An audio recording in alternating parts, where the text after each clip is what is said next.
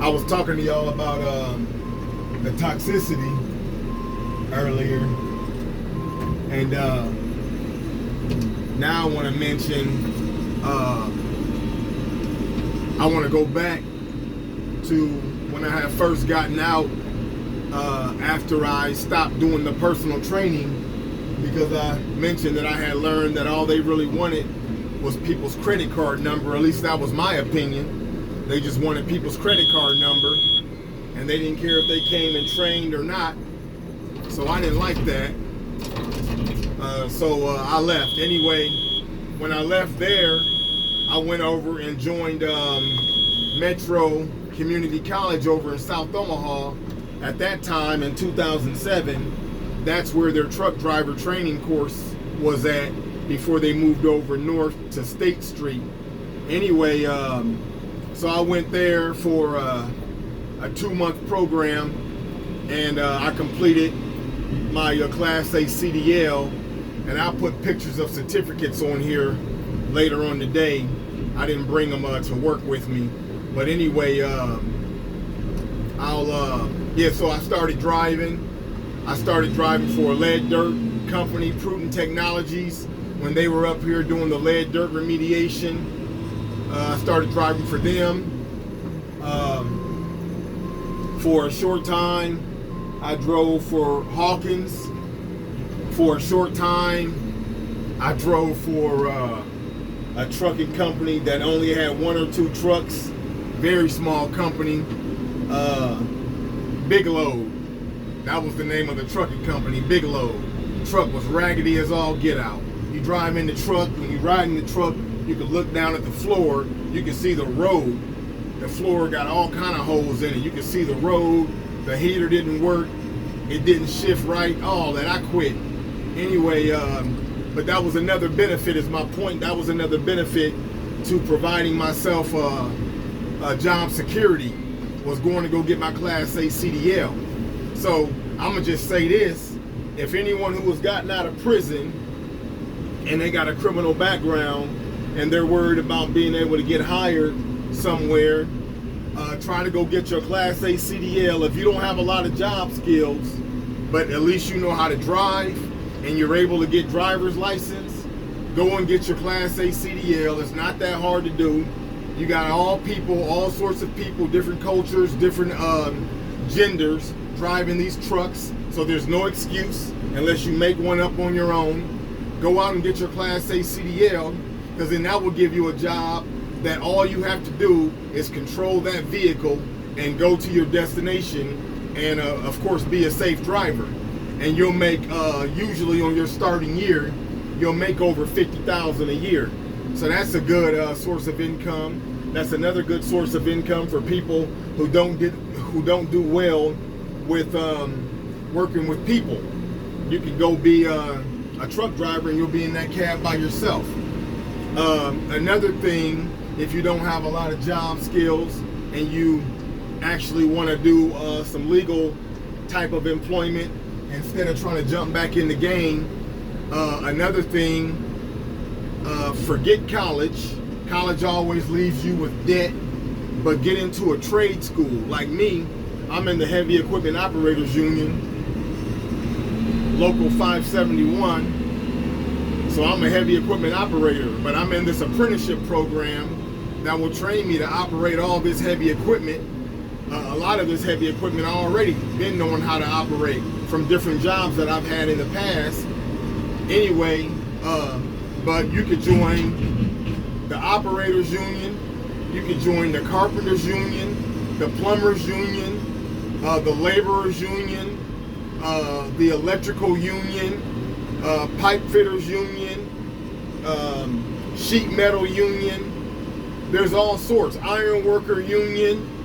There's all sorts of unions you can go out and join and start making real good pay, and you will get paid to train. But it will give you job skills if you don't have any, because you spent your whole life out there in the streets, in the hood, and slanging and doing whatever, and you didn't learn no job skills. I know a lot of people like that. I ain't trying to look down on nobody when I say it that way. That's just the facts. A lot of people spent time running the streets and doing a bunch of things like that rather than learning. Like, look at me. Look at the beginning of my story. You know, I went to prison at a very young age. I didn't have no job skills before I went to prison like that.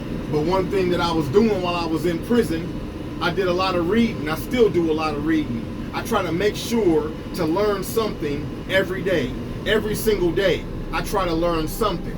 Every single day. At night, before I go to bed, I'll ask myself, what did you learn today? I'll ask myself, what did you learn today? And I'll remember some of the things that I've learned. But I read every single day. So anyway, you got to know this. If you're not doing anything, to better yourself, you are already getting worse. Let me explain something. In order to better yourself, you have to strive. You have to work toward it. You have to employ discipline. You have to have a hunger.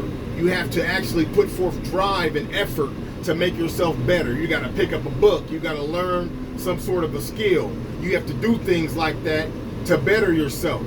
If you don't do anything but just chill and wait around, you will definitely get worse.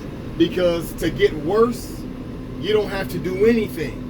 All you have to do to get worse is absolutely nothing. If you do nothing, you will definitely be still doing something.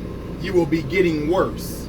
All you got to do is do nothing and you will get worse. If you want to become a better person, you have to learn new tools, new skills, new cognitive thinking ability that will help you to do better off. Otherwise, yeah, you're gonna learn how to do bad stuff, a new way to do something bad. That's what you're gonna learn. A new way to do something bad. So just know this. It's like this. I'm almost 50 years old. I'm just one human. There's billions on this earth. I'm no more important or less important than anybody else. So I'm gonna just say it like this. What I'm doing for myself, still in the position that I'm in, I'm constantly trying to learn. I'm constantly asking questions and watching and paying attention and listening. And I'm constantly reading because I want to be a better person. I want to do better. I want my children to be proud of me. I want my grandchildren to be proud of me. I want to be able to take my kids and grandchildren camping and take them to Disney World and Disneyland and trips like that. But I got to get financially stable to do that. And I don't want to get financially stable in an illegal way and then have to worry about getting caught up in some illegal activity. I want to just be able to do things the right way and do all these things for my children and grandchildren. So anyway, yeah, try to learn something every day. Try to make yourself be a better friend to you. You have to be a better friend to you. That's if you're tired of the same old thing. If you're tired of waking up and going to sleep and you're not moving anywhere except for backward, take some of this advice about the CDL and about the trade schools. Those are some common jobs that you can go out and get. They don't really care about tattoos and all that and criminal background for the most part. So it's up to you though, and as an individual, if you want to do something for yourself. That's what I was saying a moment ago, what I was saying about myself. You know, when I said I'm almost 50 years old, saying regardless of what you do, I'ma still do what I'm doing to better me.